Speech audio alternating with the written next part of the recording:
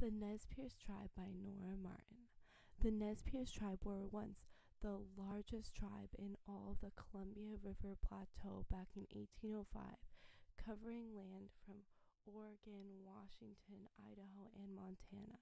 They were also first met in 1805 by Europeans Meriwether Lewis and William Clark.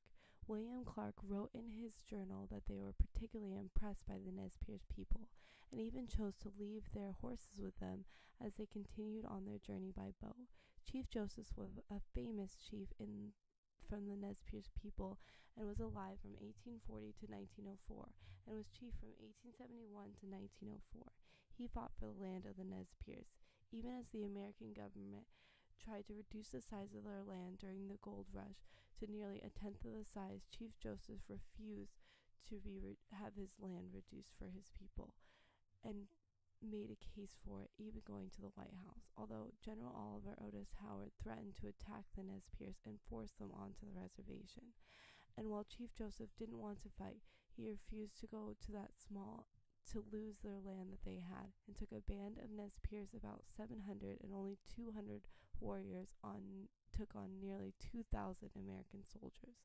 While they retreated in the late 1800s, ending with only 1/10 of their original land, many did not survive, and tragically it took them a long time to end up back to where their Nez Perce land was. Today there are Nez Perce National Historical Parks all over, from Washington, Oregon, Montana, and Idaho. They are still considered a Pacific Northwest tribe, and because of over the Columbia River Basin. This is because the Nez Perce people traveled to where food was abundant.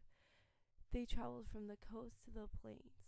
They were fishers in the coast, soaking up all the food that was abundant, including salmon, clams, oysters, berries, and of course other fish that they could find. They were hunters in the plains and traveled from the coast to the Great Plains to hunt buffalo. They used many different tools while they were hunting and fishing, including bows and arrows to hunt buffalo and nets and spears to catch fish.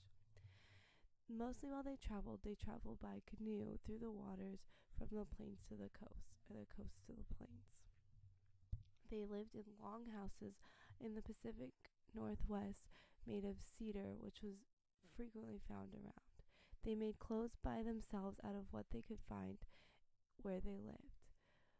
Mostly they wore buckskin dresses and moccasins made out of leathers and animal hide.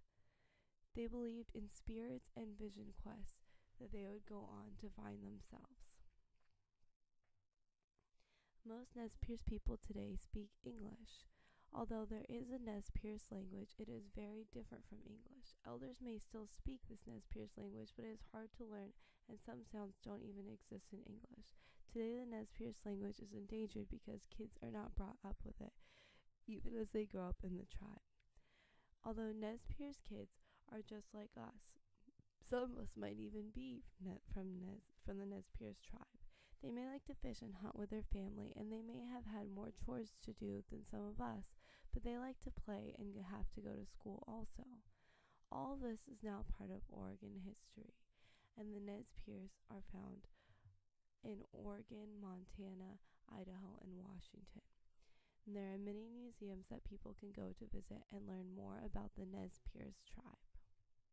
Thank you. The end.